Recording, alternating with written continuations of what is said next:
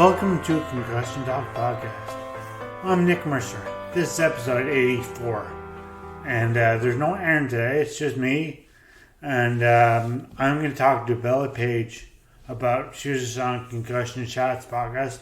I'm going to talk to her about her concussions and her website and her new podcast.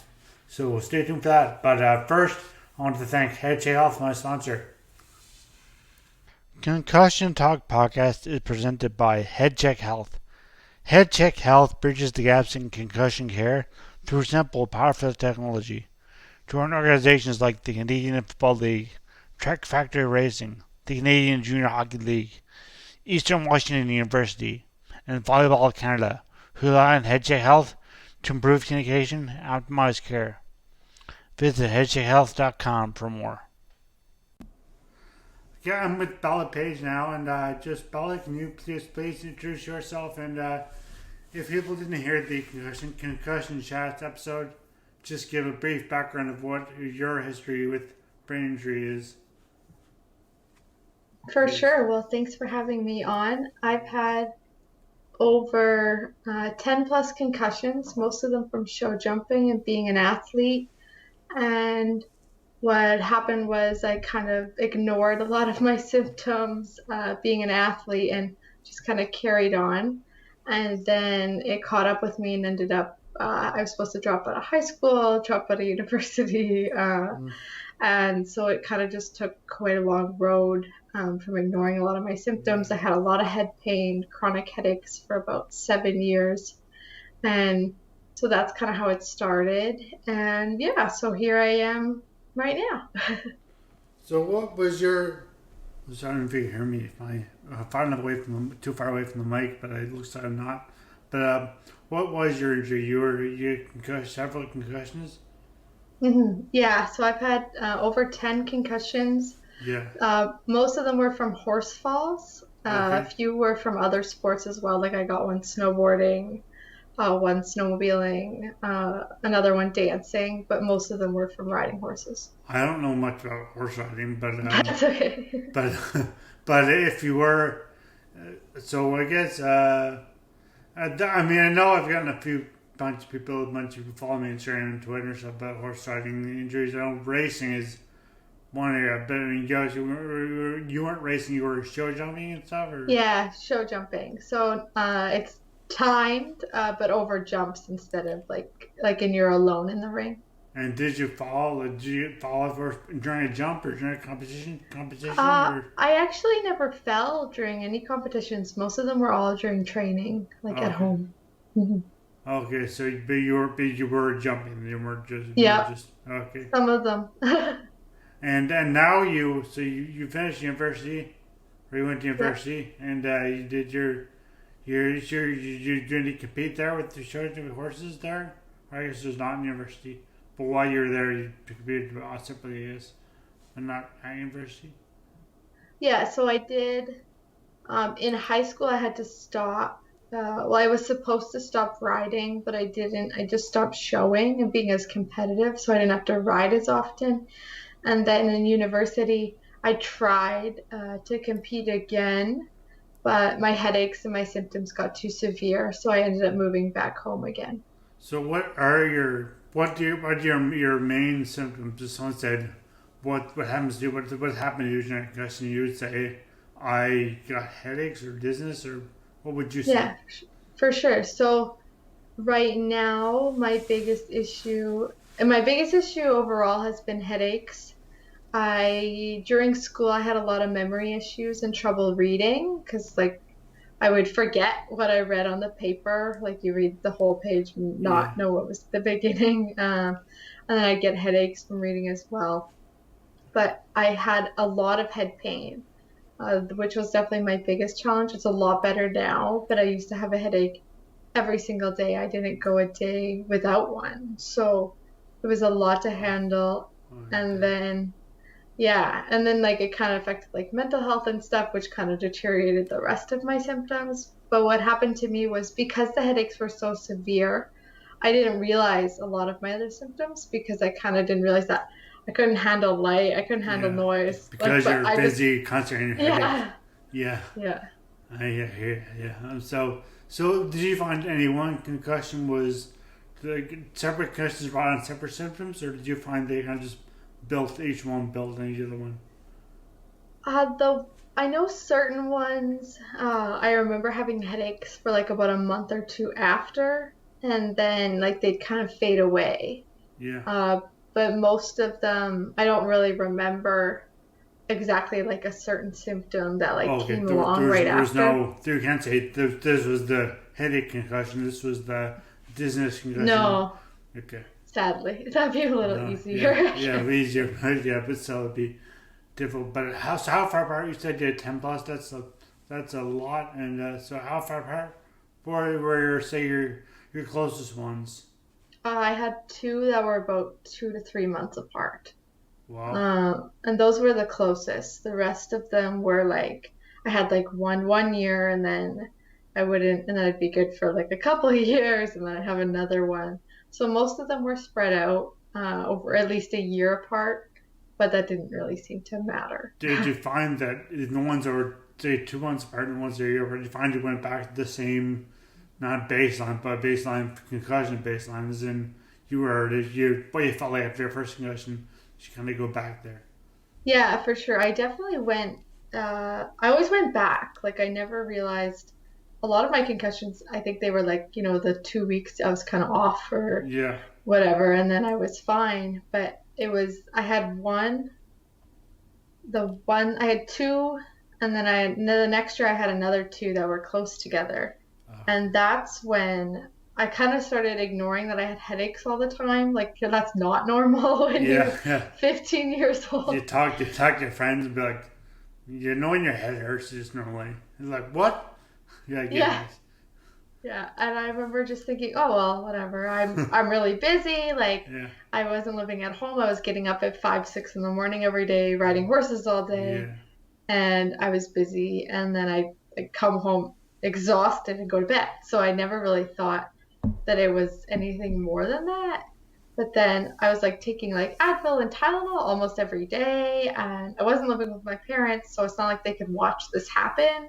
Yeah. And then I kept showing, and I showed for like more than half a year.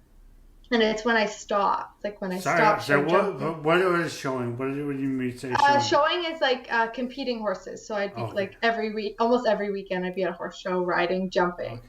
training 6, 7 days a week, exercise training, riding horses training. Like I was really busy. Yeah. And then because I was in high school, around September, I would stop for a bit and go back to school, and my horses would get like a slow down, get a bit of a break. Yeah. And what happened the one September was I had been pushing myself so hard for so long, and I'd been dealing with like crazy headaches.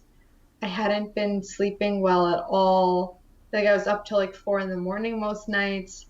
And then when I moved home, because all of that stopped, like the adrenaline rush from being at horse shows and the excitement Yeah. and everything, Yeah. that's when like all my symptoms just came like flooding in. Like all of a sudden, I couldn't get out of bed. I was exhausted. My mental health tanked. Everything was way worse. I didn't want to go outside because the lights were too bright. Everything was too loud, and it kind of just all caught up with me really fast. So is there any one symptom you would say is the one you really bothers you the most, or is it just the whole situation? Because I mean, I know for me, my range, I can't say like one thing bothers me the most, because just the amalgamation of all the different symptoms, like my double vision drives me nuts and balance drives me nuts. So those are probably related, and then my speech bugs me and all this stuff, and it just keeps they all kind of come together. So do you find that they all just as one, or do you find one symptom is like, if I get rid of this symptom, I'd be a lot better? I wish I could get rid of the pain. If I could get rid of anything, is the headaches, because I find them really deliberating. I got really good at functioning with them, but you're not functioning 100%. And like hiding, like I'd be out with friends. I went through high school and university and like very social times for most people. Of course. And I would just hide it. Like I'd be out shopping with my girlfriends, and I'd be in a ton of pain, and I wouldn't say anything, like that kind of thing. I I kind of wish I enjoy could it. get. Yeah, and Yeah, the pain is definitely something I would like to get rid of because I it's been like definitely a see that. lot of the cause of the mental health issues too, of being in pain like all of the I can time. see that. Yeah, but Hmm. the one thing people want to hear more about your story, they can definitely check out the Concussion Chats episode. And also, but I want to talk a lot about you're doing a podcast yourself called. Can you just talk about your podcast and your blog? You started a blog too, For and just sure. discuss that. Yeah, so I started Post Concussion Inc., or it's called the Post Concussion Podcast, Life After a Brain Injury. And I started that just a few months ago. Actually, the ninth episode was released as we're recording right now. Okay. And it's going really well. I really wanted to create a space for people who have suffered, but also their families and friends as well, because Yeah. I found that my family was really suffering because they didn't know what to do with me. They have no I to had talk to. Yeah. no, my mom was super Yeah. caring, Yeah. and But then then your family didn't know who to talk to about no, what they you're didn't going know. through. Yeah. They don't know who, and they didn't know how to understand what I was going through Yeah. because Yeah. I wasn't telling them because I was Because like you probably I was a didn't. locked up box. You So didn't, and you didn't even know really. You just like knew no, you hurt. Like you didn't know why or, but yeah, no. So they needed something to understand, and my siblings needed a place to understand what I was going through. So I started with the blog because I wanted something short and easy to read. So everything is very like the terms are easy. They're really short. You can read them in under. I think everyone is under 4 minutes or less because reading for me was such a challenge. yeah, So I believe it is for so many others. So why? And memory was such a problem. So I make them really easy. They're really yeah, spaced yeah, out. Lots of headings. Make it simple and clean. And then I started the podcast to interview like kind of everyone from people who are survivors to I have a few doctors lined up, parents who have gone through it, children, like all different. I want all different sides of the story, not just the one who suffered, because I think, and different walks of life, like being a parent and having a concussion is different than being a child and having a concussion, and like all the different there's so much aspects there in the family that I really need a lot of like work. Nobody's helping them. So yeah, yeah. So where can first before we move on there? How can people move on? But before you jump to your podcast, where can people find your blog? yeah, What's for your sure. web address? You'll get to repeat at the end, but now might as Yeah, well do it no. now. Postconcussioninc.com, you can find everything there. Okay, great. And your podcast, you've been doing that for.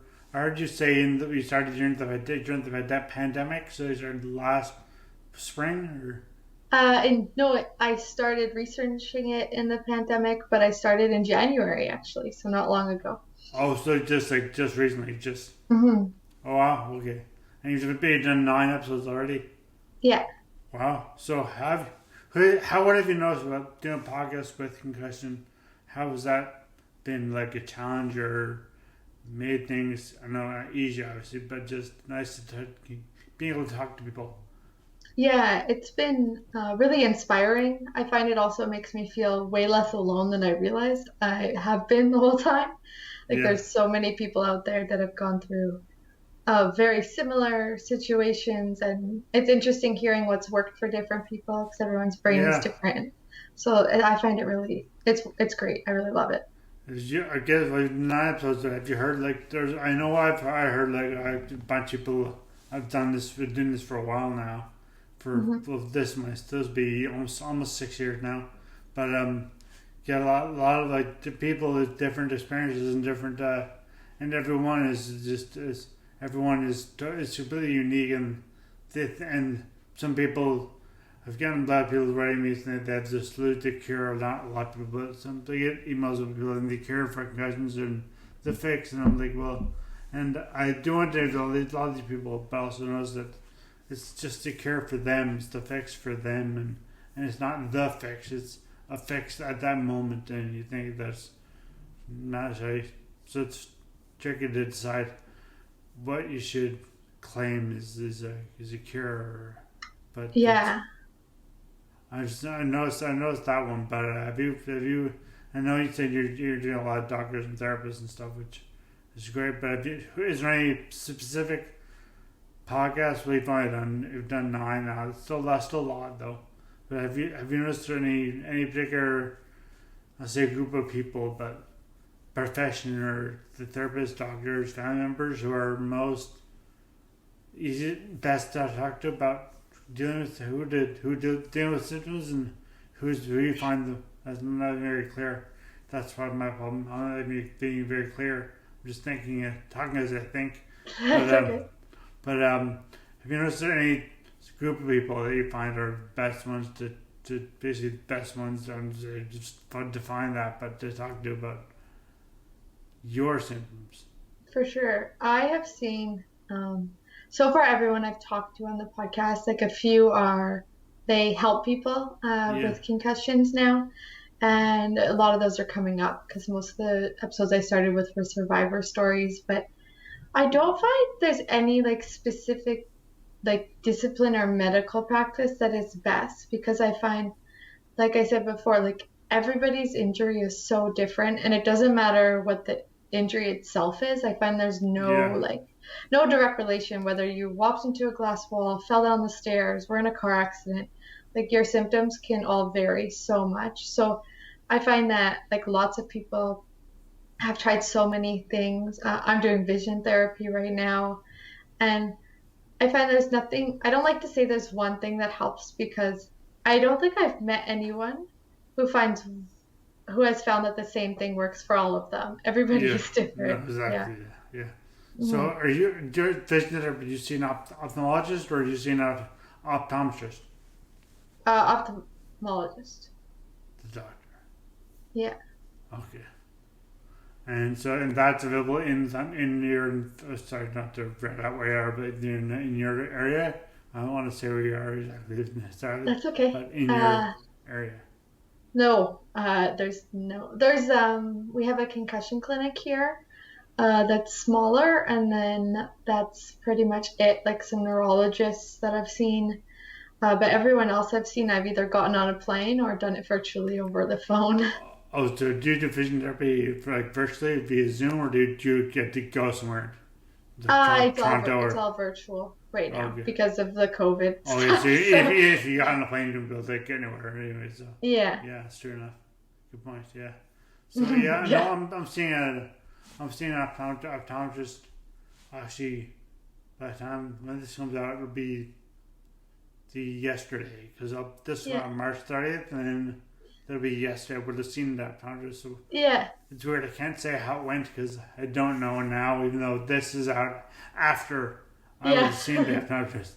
But so do you find, are there like, have you had your family on your podcast or your close friends or on your podcast with you that, or are they not afraid to get on the podcast to talk about anything yet? I haven't had any family on it yet. Neither have I. No, I want my mom to come on it maybe. I know I have like a big family. Some of my siblings listen to the podcast. I know my little sister can't handle hearing my voice on the podcast, so she doesn't listen. She's like, it's weird. And she's like, you don't sound the same, so she doesn't listen, which I think is pretty funny. But no, I haven't asked any of them to come on. How do you normally sound then? I don't know. I guess you sound different when you record, right? You think it? Like, I think I do, but I don't know if I do. Yeah, I don't know, but she thinks I do. But if you think you do, she thinks you do, then you probably do. Yeah. And anything you want to ask me about? I mean, anything really?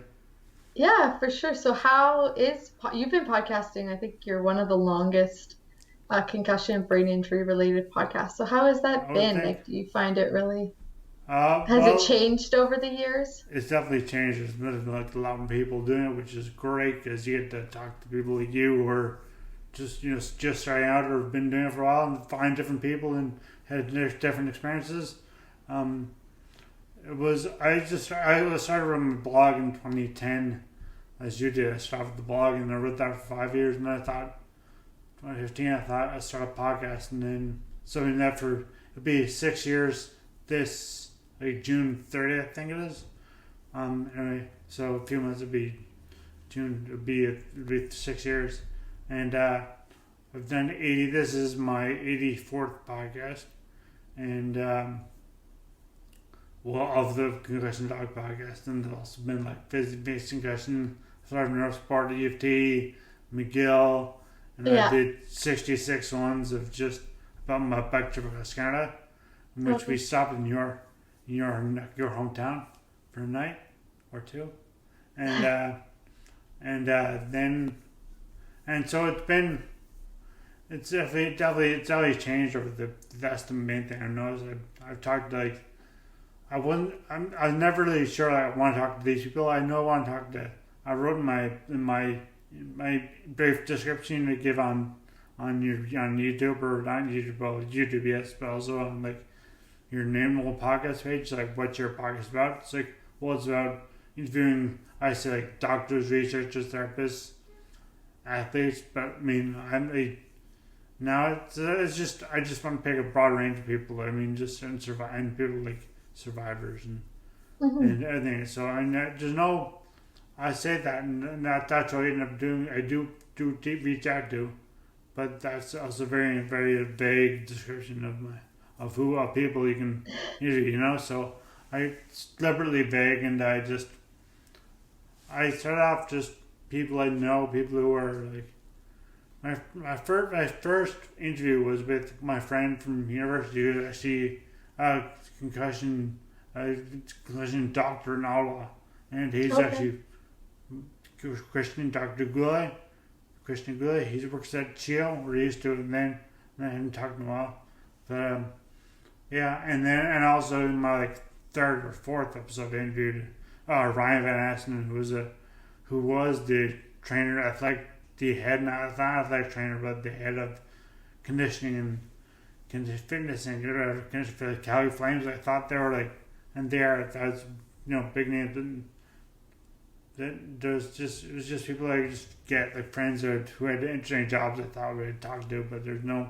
And then I first listened to talk to a few survivors and then physiotherapists, and so it just I can't really tell you what type people are the best to talk to, because it's just a whole swath of people. It just depends on the person if they want to. All my guests have been great, willing to share, and obviously that's why you have them. They're not really sure don't come on the podcast, but I'm doing a podcast in mid-April with a computational neuroscientist, and wow. Exactly. So I saw that, I was like, on Twitter. I was like, that's a cool title. And she's works at Campbell Institute in Toronto with UHN. So I thought, well, at least that's some. She knows stuff about brain, obviously, as a neuroscientist, but knows stuff about how it can cause brain injury and stuff. So just people I interview that just want to know just about things, and there's no specific reason why I want to talk to. Necessarily want to talk to everyone. Just I want to talk to people who are interesting, who I think have a good story, and you certainly had a good story about your and you're doing your podcast yourself, and that's gonna be that. I mean, it can get frustrating. It ends up in the oh, no one's listening, or no one's or it's taking too much time, and all of a sudden you're like, would you just leave me alone? I just wanted to be. You get emails all the time, be like, just 1 second, just give me a space, or I'll get back in a second. And it get busy all of a sudden, and just so it's good, because like you said, they can just talk to different. I'm talking a lot in this your podcast. You just talk, like you said, you don't feel like alone at all. I mean, I've talked to I've been busy this past year just talking to people, and I've met more people than I knew them about, most a lot of them before, but I've met a lot of people via Zoom calls and Skype calls, and just talking about and Instagram and stuff, and Twitter and social media. So man, I really talked a lot there. But yeah, the answer to your question is this good. I like podcasting. Yeah, for sure. It's really fun. And I like you get, like you said, you get a bit of a different story from everyone, no matter how many Yeah, people you talk to. Everybody's perspective on it is so different, especially with the way concussions are. Like our knowledge of it is changing. Like 5, 6 years ago is totally different than it is right exactly, now. exactly. So it definitely changes over time.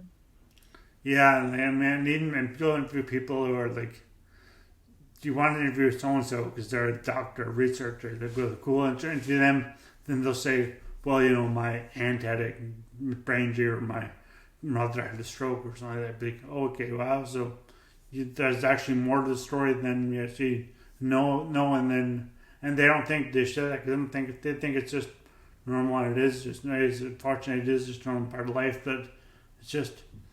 It's just amazing how many people have there are brain injuries present that you don't really hear about or know about or are front and center of everyone's thought. So I find Yeah. that I didn't say encouraging because it's not encouraging because it's too bad that happened to you. So it's just it makes it for a more interesting, more personal talk, and then yeah, Yeah. And the talks do get really personal. I know yeah, even sometimes I'm like listening to people's stories and I want to cry because I'm an emotional person. yeah. So that's definitely a part of it as well. Yeah, so people want to listen to your podcast or find you. Are you on obviously you're online, but are you on social media Yeah, or I'm on Instagram, Facebook, and Twitter at Post Concussion Inc. is what everything's under. at Post Concussion Inc. Yeah. And they can find your podcast where. Every single streaming service there is, and then also directly on the website. So Apple Podcasts, Spotify, uh, Google Podcasts, all of those. I'm on all of them. You can find it just by searching Post Concussion Podcast. The logo is bright blue, so it's pretty easy to find. Yeah, great. Well, no, then thank you so much for coming on, and your story is a remarkable one, and it's unfortunate to hear about 10 plus concussions, but it's a remarkable story, and let's see. I was gonna say something else. It was gonna be all smooth, nice, smooth ending, but no, I forgot my train of thought. I lost my train of thought there weirdly. I'm getting hungry, but Well, um, thank you so much for having me on. yes. Well, thank you so much for coming on. The music at the beginning of this podcast is by Ben Sound. www.bensound.com.